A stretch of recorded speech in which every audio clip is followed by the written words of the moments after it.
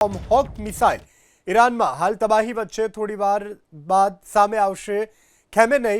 થોડીવાર બાદ ઈરાનના સુપ્રીમ લીડર ખેમેનેઈનું સંબોધન। ઈરાને સ્ટ્રેટ ઓફ હોર્મુઝ કર્યું છે બંધ। આ જંગ વચ્ચે સ્ટ્રેટ ઓફ હોર્મુઝ બંધ કરવામાં આવ્યું છે।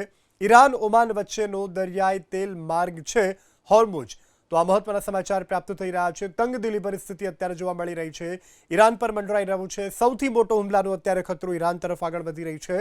અમેરિકાની મિસાઇલો અને ઈરાન તરફથી હાલ આગળ વધતી અમેરિકાની જે ટોમહોક મિસાઇલ છે તે પણ અત્યારે જે રીતે સમાચાર પ્રાપ્ત થઈ રહ્યા છે ઈરાનમાં તબાહીની વચ્ચે થોડીવાર બાદ સામે આવશે ખામેનેઈ। થોડીવાર બાદ ઈરાનના સુપ્રીમ લીડર ખામેનેઈનું સંબોધન। હાલ તો ઈરાને સ્ટ્રેટ ઓફ હોર્મુઝ જે છે માર્ગ તે પણ બંધ કરી દીધો છે। આ માર્ગ જે છે તે તેલ માર્ગ તરીકે ઓળખવામાં આવે છે। ઈરાન અને ઓમાન વચ્ચેનો આ દરિયાઈ તેલ માર્ગ છે હોર્મુઝ, જેને પણ તાત્કાલિક બંધ કરી દેવામાં આવ્યો છે। આ જંગ વચ્ચે સ્ટ્રેટ ઓફ હોર્મુઝ બંધ કરવાની જાહેરાત પણ તુરંત જ કરવામાં આવી છે। આ તંગદિલી પરિસ્થિતિની વચ્ચે થોડી જ ક્ષણોમાં હવે ઈરાનના સુપ્રીમ લીડર ખામેનેઈ પણ સંબોધન કરવાના છે। જે રીતે હુમલા કરવામાં આવી રહ્યા છે સતત અમેરિકા અને ઇઝરાયલ તરફથી, આ હુમલા અંગે પણ તેઓ સંબોધનમાં કોઈ રાષ્ટ્રજોગ સંદેશ આપી શકે છે। તો ઈરાને પણ બહરીનમાં કર્યો છે સૌથી મોટો હુમલો। ઈરાની ડ્રોનથી હાલ બહરીનમાં હુમલો। બહરીનની બહુમાળી ઇમારત પર ડ્રોનથી હુમલો કરવામાં આવ્યો છે। ઊંચી ઇમારતથી ડ્રોન હુમલાનો લાઈવ વિડીયો પણ સામે આવ્યો છે। તો અત્યારે હાલ આ યુદ્ધ જેવી સ્થિતિનું નિર્માણ થયું છે। દ્રશ્યોમાં જોઈ શકાય છે એક મોટી બિલ્ડિંગ ઉપર હુમલો કરવામાં આવે છે। આ હુમલામાં બિલ્ડિંગનો ઘણો બધો ભાગ ક્ષતિગ્રસ્ત થયો છે, ધરાશાયી થયો છે। તો હાલ દુબઈમાં પણ ઈરાનના હવાઈ હુમલા જોવા મળી રહ્યા છે। દુબઈનું બુર્જ ખલીફા કરાવાયું છે ખાલી। ઈરાનના હુમલાને જોતા બુર્જ ખલીફા ખાલી કરાવવામાં આવ્યું છે। દુબઈના પામ જુમેરા ઉપર પણ ઈરાને કર્યો છે હુમલો। આ ઈરાનના હુમલાથી દુબઈની ઇમારતોમાં આગ લાગી છે। પામ લક્ઝરી નામની હોટલ ઉપર પણ હવાઈ હુમલો। બે અલગ અલગ દ્રશ્યોમાં આપને બતાવી રહ્યા છે। એક તરફ એરપોર્ટ પર હુમલો કરવામાં આવ્યો છે તો બીજી તરફ હોટલ પર હુમલો કરવામાં આવ્યો છે। કુવેત એરપોર્ટ ઉપર પણ ઈરાનનો હુમલો। હુમલામાં કેટલાક લોકો ઘાયલ થયા હોવાના અહેવાલો હાલ પ્રાપ્ત થઈ રહ્યા છે। કુવેત એરપોર્ટ પર હવાઈ સેવા તાત્કાલિક ધોરણે બંધ કરી દેવામાં આવી છે। તો જે રીતે હાલ આ પરિસ્થિતિનું નિર્માણ થયું છે ત્યારે દુબઈમાં પણ ઈરાન તરફથી હવાઈ હુમલો કરવામાં આવ્યો છે। દુબઈનું અતિ પ્રસિદ્ધ બુર્જ ખલીફા જે ખાલી કરવામાં આવ્યું છે। ઈરાનના હુમલાને જોતા બુર્જ ખલીફા તાત્કાલિક ધોરણે ખાલી કરવામાં આવ્યું છે। ખાસ કરી અને ઈરાનના પામ જુમેરા ઉપર દુબઈ તરફથી દુબઈમાં પામ જુમેરા ઉપર ઈરાને હુમલો કર્યો છે। ઈરાનના હુમલાથી હાલ દુબઈની ઇમારતોમાં આગ જોવા મળી રહી છે। પામ લક્ઝરી નામની એક હોટલ ઉપર પણ હવાઈ હુમલો કરવામાં આવ્યો છે। કુવેત એરપોર્ટ ઉપર પણ હવાઈ હુમલો કરવામાં આવ્યો છે। આ બે અલગ અલગ દ્રશ્યો આપને ટીવી સ્ક્રીન પર અમે આપને બતાવી રહ્યા છીએ। તો ઇઝરાયલના હુમલામાં ઈરાનમાં પણ ભારે તબાહી જોવા મળી રહી છે। ઇઝરાયલે ઈરાનની 2 સ્કૂલ ઉપર હુમલો કર્યો છે। ઇઝરાયલના હુમલામાં 85 વિદ્યાર્થીના મોત થયા છે। દ્રશ્યો જોઈ શકાય છે। ચો તરફ કાટમાળ નજરે પડી રહ્યો છે। 2 સ્કૂલોને નિશાન બનાવવામાં આવી છે। સ્કૂલમાં ભણતા નાના નિર્દોષ ભૂલકાઓએ પણ આ જંગમાં પોતાનો જીવ ગુમાવ્યો છે। ચો તરફ અત્યારે કાટમાળ જોવા મળી રહ્યો છે। વાલીઓ, સ્થાનિકો, રાહત બચાવની જે ટીમો છે તે પૂરજોશમાં કામમાં લાગી ગઈ છે અને તમામના પ્રયાસો છે કે એ કાટમાળ નીચે દટાયેલું કોઈ જો જીવિત બાળક મળી શકે તો તેને તાત્કાલિક અસરથી સારવાર આપવામાં આવે જેથી તેનો જીવ બચી જાય। તો આ સ્થિતિની અસર ભારતમાં અને ગુજરાતમાં પણ જોવા મળી રહી છે। અમદાવાદ એરપોર્ટ પર આંતરરાષ્ટ્રીય ફ્લાઇટો પ્રભાવિત થઈ છે। દુબઈ, કુવેત, દોહા, અબુધાબી જતી ફ્લાઇટો રદ। અમદાવાદ એરપોર્ટ પર યાત્રીઓ ફસાયા છે। ખાડી દેશો તરફની મોટા ભાગની ફ્લાઇટો કેન્સલ। અમદાવાદથી કુવેત અને ઇજિપ્ત જતા યાત્રીઓ અટવાયા છે। તો આ મોટી જાણકારી। વૈશ્વિક અસર પણ તેની ધીરે ધીરે જોવા મળી રહી છે ત્યારે અમદાવાદ એરપોર્ટ ઉપર આંતરરાષ્ટ્રીય ફ્લાઇટ સેવા પ્રભાવિત થઈ છે। દુબઈ, કુવેત, દોહા, અબુધાબી જતી ફ્લાઇટો રદ તાત્કાલિક ધોરણે કરી દેવામાં આવી છે। અમદાવાદ એરપોર્ટ પર અત્યારે યાત્રીઓ પણ ફસાયા છે। ખાસ કરી ખાડી દેશો તરફની મોટા ભાગની ફ્લાઇટો કેન્સલ કરવામાં આવી છે। અમેરિકા અને ઇઝરાયલ દ્વારા સંયુક્ત રીતે ઈરાન પર અચાનક હુમલો કરવામાં આવતા તેની સીધી અસર આંતરરાષ્ટ્રીય વિમાન વ્યવહાર પર પડી છે।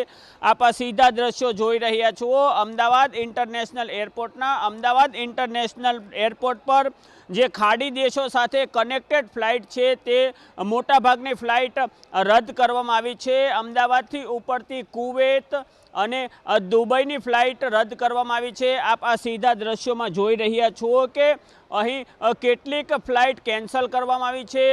કુવેત, દુબઈ અને દોહાની ફ્લાઇટો પણ કેન્સલ થતાં અનેક આંતરરાષ્ટ્રીય જે યાત્રીઓ છે તે અટવાયા છે અને આ યાત્રીઓને મદદરૂપ થવા માટે અહીં એરલાઇન્સ દ્વારા હેલ્પ ડેસ્ક કાઉન્ટર શરૂ કરવામાં આવ્યું છે અને આ કાઉન્ટર પર જે યાત્રીઓ આવે છે, જે અટવાયેલા યાત્રીઓ આવે છે, જે ફ્લાઇટ કેન્સલ થઈ હોય તે યાત્રીઓ આવે છે, તેમને અહીં માર્ગદર્શન આપવામાં આવે છે। આમ કહી શકાય કે આ કેટલાક અહીં ઇજિપ્તના યાત્રીઓ છે। આ ઇજિપ્તના યાત્રીઓ અમદાવાદથી કુવેત જવા માટે નીકળ્યા હતા, પરંતુ કુવેતની ફ્લાઇટ અચાનક કેન્સલ થઈ જતાં તેઓ હાલમાં અમદાવાદ ઇન્ટરનેશનલ એરપોર્ટ ખાતે અટવાયા છે। આમ આ યુદ્ધને કારણે ખાડી દેશોની અનેક ફ્લાઇટો રદ થતાં યાત્રીઓએ ક્યાંક ને ક્યાંક હાલાકીનો સામનો કરવો પડી રહ્યો છે। કેમેરા પર્સન જયરામ રબારી સાથે चेतन बामभणिया, एबीपी अस्मिता, अहमदाबाद। एयरपोर्ट पे अहमदाबाद शहर के और गुजरात के कई जो रमज़ान उम्रा के लिए गए थे वो तमाम यात्री एयरपोर्ट पे फंस गए हैं। उनकी व्यवस्था के लिए सरकार से मेरी गुजारिश है कि जल्द से जल्द उनके परिवार का संपर्क हो और वो जो यात्री जिद्दा एयरपोर्ट पे हैं उनको भारत लाने की जो व्यवस्था की जाए। खास करके आज मुझे ये भी कहना है कि देश के प्रधानमंत्री श्री नरेंद्र मोदी साहब आज अहमदाबाद के दौरे पे हैं, गुजरात में हैं। मैं उनसे खास गुजारिश करता हूँ कि आप तात्कालिक जो भी विदेश मंत्रालय है उनसे संपर्क करके जो अहमदाबाद और गुजरात के और अन्य राज्यों के जो उम्रा पे गए हैं जो यात्री उनको भारत लाने के लिए व्यवस्था करें, क्योंकि उनके परिवार वाले भी चिंता करते हैं और जो वहाँ पर एयरपोर्ट पे फंसे हुए हैं वो लोग भी चिंता करते हैं। हमारी सबकी यही जवाबदारी रहेगी।